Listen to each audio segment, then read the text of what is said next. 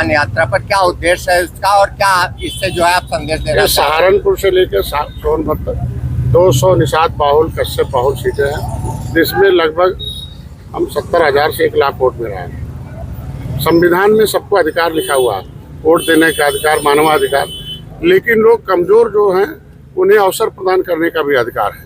अधिनियम में है संविधान में 341 लेदरमैन, वाशरमैन, फिशरमैन, उसमें लिखा हुआ इनके बच्चे सरकारी पैसे से पढ़ेंगे, सरकारी नौकरी करेंगे, क्योंकि उसमें है कि कमजोर घोड़ा मजबूत घोड़ा एक जगह डाल दिया जाए तो मजबूत वाला सब चना खा जाएगा। इसलिए इस संविधान में दिया गया आरक्षण अधिनियम 341, उसमें जो है लेदरमैन वाशरमैन को तो मिल गया, फिशरमैन फिसल गया, क्योंकि उत्तर प्रदेश में एक अलग अधिनियम 1994 में जारी कर दिया कि केवट मल्लाह कश्यप कहाँ पिछड़ी है, अब ये खाएंगे खिचड़ी, बर्बाद हो गए। जो मिला हुआ हक था, जब मैंने आंदोलन किया 7 जून 2015 को, तब आनंद फानन में फिर अधिनियम बदल गया। अब निकाल दिया कि 12 नंबर से कश्यप कहाँ पिछड़ी से निकाल दिया राज्यपाल ने, उनको धारा 13 में पावर था। 13 नंबर से केवट मल्लाह निषाद को निकाल दिया, बिंदु को निकाल दिया, भर राजभर। अभी हमने ओबीसी से निकाल दिया।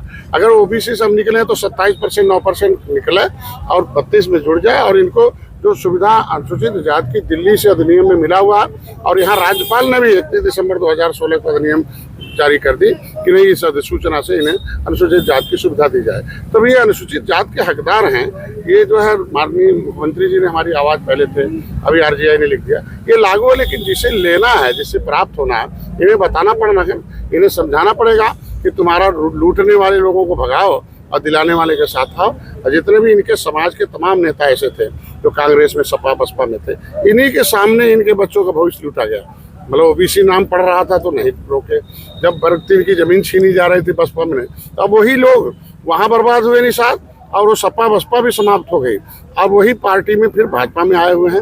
अब वही लोग हैं, समाज को तो बर्बाद कर ही रहे हैं, भाजपा को भी बर्बाद कर रहे हैं। 43 सीटें उन्हीं की वजह से आ रहे हैं। मैं चाहता हूं कि इनके समस्याओं का समाधान हो, हम फिर से 2027 में जीते और फिर से मुख्यमंत्री बने, और ऐसे लोग जो छेदा करने वाले हैं, जो भरमाने वाले हैं, और सपा बसपा से आने वाले भाजपा, उन्हें हटाएं और फिर सत्ता में। सर, आज इलाहाबाद में एक बड़ा हादसा हो गया महाकुंभ के दौरान, भगदड़ हुई, काफी लोग मर गए हैं, क्या इस पे आप? ये दुखद घटना है और बहुत बड़ा। माननीय मुख्यमंत्री जी खुद संज्ञान मिले।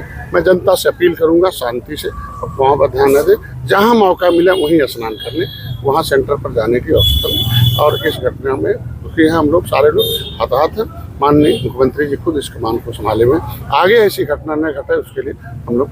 सर, अभी तक आंकड़ा नहीं जारी किया। अब आंकड़ा देखिए, अब सरकार ने आंकड़ा नहीं जारी किया, इतनी बड़ी घटना हो गई। इतना बड़ा प्रबंधन है, दुनिया में इससे ज्यादा बड़ी भीड़ कहीं नहीं होती होगी। अब इतने बड़े प्रबंधन में जो भी हुआ है वो हम लोग उससे दुखी हैं, और समय पर शायद सरकार उसे जो भी आंकड़ा होगा वो जारी करेगी। सर, खबर ये आई है कि बिना पंचायतनामा और बिना पोस्टमार्टम कराए डेड बॉडी सौंपी जा रही है, इसके पीछे क्या रीजन हो सकता है? खबरें क्या हो सकती हैं, अब जो सच्चाई है जब सामने आएगा तो उसका जवाब दिया जा सकता है। अखिलेश यादव ने ट्वीट किया, एक्स पर लिखा है, उन्होंने दुख व्यक्त किया है और साथ ही सुझाव भी दिए हैं, कैसे देख रहे हैं? देखिए, अच्छे सुझाव जो होते हैं, चाहे पक्ष के हो चाहे विपक्ष के हो, उसको हम लोग मिलजुल के शासन व्यवस्था में लागू करते हैं। लेकिन इस दुखद घड़ी में या जो भी घटनाएं हुई हैं उस पर सब लोग मिलकर चिंतन करके आगे फिर से घटनाएं न हो उसके लिए हम लोग प्रयास करते हैं। विपक्ष ये कह रहा है कि वीवीआईपी व्यवस्था के कारण ये सारा हादसा 3 बजे रात को वीवीआईपी तो होता नहीं है, और जो भी है वीवीआईपी नहीं, बल्कि क्योंकि श्रद्धालु हैं, उनकी आस्था है, और आस्था में ये घटना घटित हो गई, उससे दुखी है। किसकी लापरवाही रही है प्रशासन समय पर जब सभी सब पता चलेगा तो उसी हिसाब से दिया जा सकता। क्या मानते क्या है आप, क्या लगता है आपको, किस वजह से, किस चूक से, किस लापरवाही से? कहीं कुछ न कुछ जरूर हुआ होगा, जैसे कि प्रबंधन में जो कहीं अचानक आ गए होंगे, अचानक कहीं जाम हुआ होगा, तो इसकी वजह से कुछ लोग अफवाह फैला देते हैं। तो वो तो जांच का विषय जो भी आएगा उसमें फिर सरकार देखेगी।